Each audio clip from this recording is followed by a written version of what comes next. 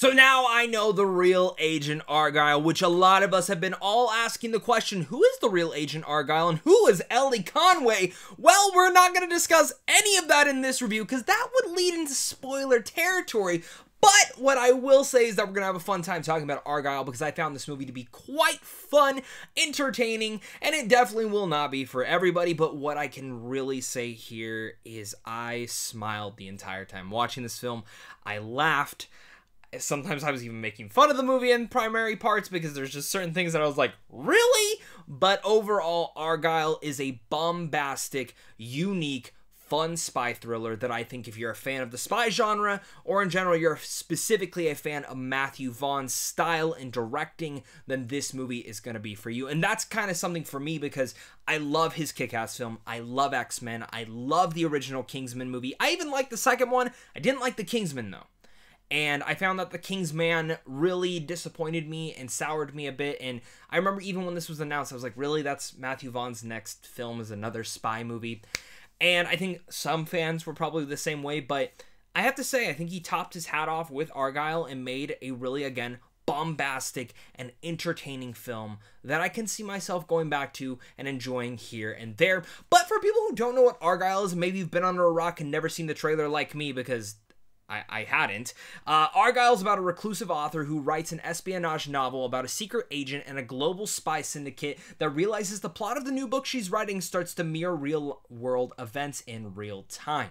Again, this is directed by Matthew Vaughn. It stars the likes of Henry Cavill, Dua Lipa, Bryce Dallas Howard, Ariana DeBose, Sam Rockwell, John Cena, Samuel Jackson, Bryan Cranston, Catherine O'Hara, and genuinely, it's just a stacked cast across the board.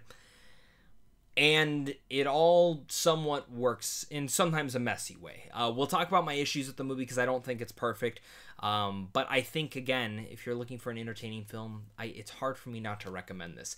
And if you also didn't know, like, what's been kind of going on with the marketing is they've been playing up this idea of this book that's now that you can go buy of who Elly Conway is. And Elly Conway is played by Bryce Dallas Howard in here, but who is actually Elly Conway in the real world? Who actually wrote the book?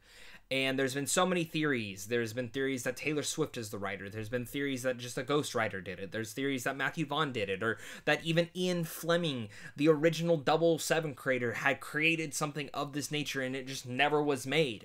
There's so many ideas. I have my theories.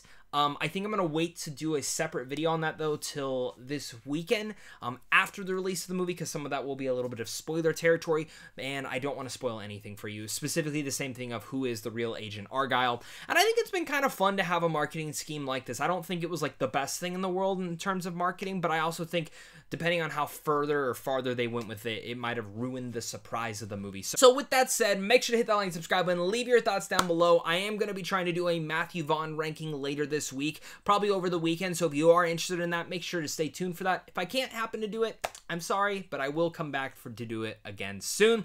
But with that said, let's dive into my pros, and rounding out the top thing, the number one thing I want to say is Sam Rockwell. I never thought you could be a secret agent, but damn, you are a badass one.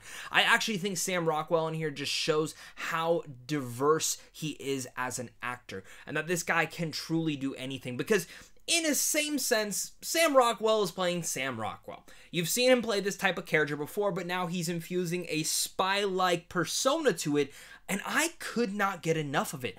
And I think there's a really clever aspect of editing that I'm going to talk about specifically in the story department, but the things that they do with Sam Rockwell's character from Bryce Dallas Howard's perspective really infused a charm and wit to Rockwell's character that I was not expecting. And at the same thing, Bryce Dallas Howard was perfect casting to play this author. And the twists and turns they kind of do with her character and her story along the way, I actually thought was pretty damn great. I think some of it gets a little bit predictable, primarily the entire story towards maybe the midpoint of the film, but everything that was kind of leading up to, I loved seeing Bryce Dallas Howard do this. I think we've seen her in this type of role before, and they have some nice little centers in there that kind of are just nice to see. There's some cliches that you've seen in spy films before with her, And I loved Rockwell and Howard's chemistry. I thought they had great chemistry with one another. On top of that, I also want to give a shout out to Henry Cavill and the way that they used him. Now, Henry Cavill fans, he is not in here for the entire 2 hour and 20 minute runtime. He is in it for about 30 minutes throughout the entire film. And I think the way that they used Henry Cavill in here is probably one of the most brilliant usages of an actor in quite a while, and specifically the stature that is Henry Cavill. And for me, it really made me happy to see how it worked. It really worked along the way, and it's clever in the editing department. I'll say that again. They did a really clever job with it all, and primarily how Henry Cavill is very much this Agent Argylle that's in the book. And I know that might get a little bit confusing, but like they have two separate stories very much going along the way.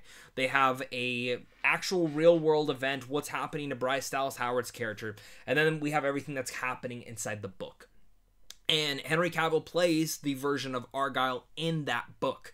And the way that they kind of zip him out and zip him into the story to kind of tell this cohesive story really worked. And again, using Henry as that was great. His stature, his charm, his everything was all there. Though I will say, if Dua Lipa fans and Ariana DeBose fans, you're probably going to be a little bit disappointed. I didn't think they were in this enough, but I like them for what they were. John Cena's fun, Samuel Jackson's a great time, Bryan Cranston's great, and Catherine O'Hara is also great. But this really is Bryce Dallas Howard and Sam Rockwell's story, and I thought they were just magnificent throughout this entire film. On top of that, when it comes down to Matthew Vaughn films, the number one thing you know you're going to get is excellent action.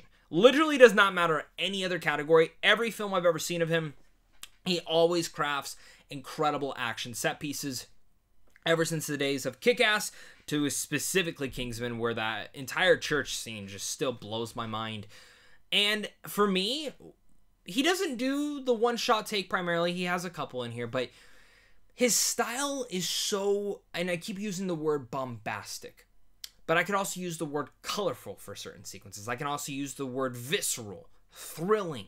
He keeps you on edge and always has this cheeky charm to it that, again, might remind you of Kingsman, but not in the same way. And it's hard for me to explain without you seeing the movie, but there's just like certain things that they do, again, with the editing, which I'm about to talk about. I know I keep mentioning it, but there's certain things that they do with like Sam Rockwell's character that like, he just does this charming thing, and the way that Sam Rockwell is used in those action sequences are great. And again, I would never expect in a million years that I'd be telling you that Sam Rockwell is incredible as a spy, but he really is. And he's so much fun in those avenues, and I could not get enough of those moments.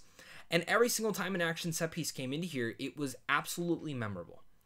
And maybe there's one too many. Maybe they threw too much at the kitchen sink at times, and again, we'll talk about that when we get to my issues, but you get a dancing sequence with Sam Rockwell shooting people and Bryce Dallas Howard being along for the ride with all this colorful smoke everywhere, and I was just like, what is going on here?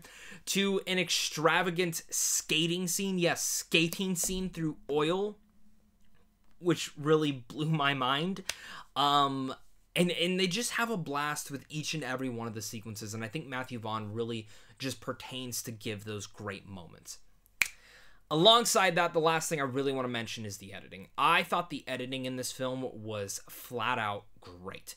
Now, when we get down to the actual story itself and some of the issues I have with that, we'll talk about that. But the editing and the way, again, that they used and edited in Argylle himself and Henry Cavill into certain moments that kind of concluded the way that they had the two branching storylines going, and how it could have easily become overly complicated and overly convoluted, but the usage of certain filters and certain timelines and certain explanations really work overall to where you don't feel overwhelmed by the amount of knowledge being thrown to you. You might feel a little bit overwhelmed by how many damn twists there are in the film, and we'll talk about that, but I really dug what they were able to do with the editing, the action, all that really worked in here, and the music choices in here, chef's kiss, I thought they were great. Now let's get down to my mixed aspects, though. Some of my mixed things, it's going to be different for each person. So first off, I do think that there are one too many twists in this film.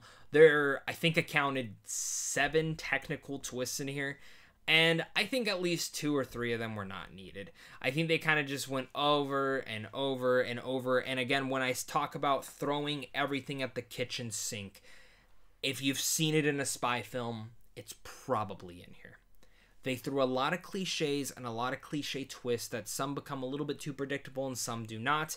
And my biggest problem with a lot of those is not the predictability avenue. That might bother some people. It didn't bother me personally.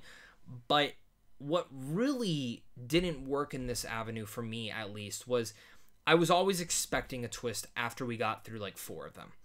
And the twist for me added a layer of, okay, now the pacing's starting to get a little bit hurt.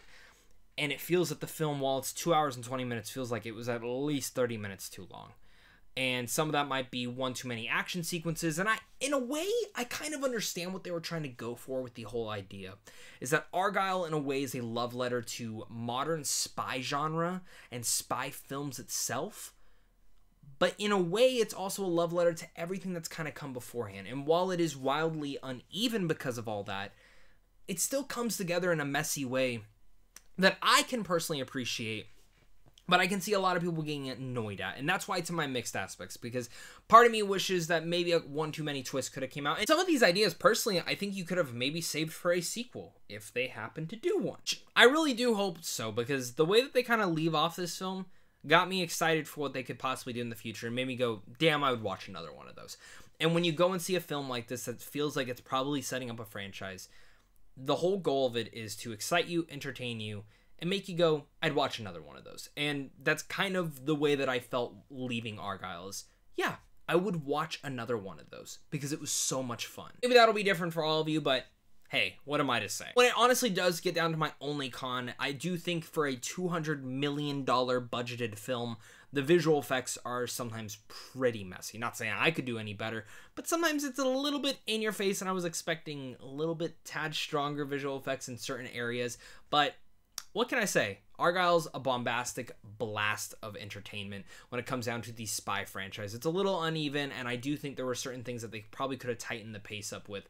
But when I walked out of the movie, I went, I'd watch another one. I enjoyed it, and that's about all you can say leaving this movie. So with all that said, I'm going to give Argylle a B+. It's going to be very different for everyone because, again, there's a lot of issues with this movie that I'm probably missing, but the excitement of it all, the entertainment of it all really whisked me away. With all that said, guys, make sure to leave your thoughts down below, hit that like, subscribe, and of course, until next time, stay classy.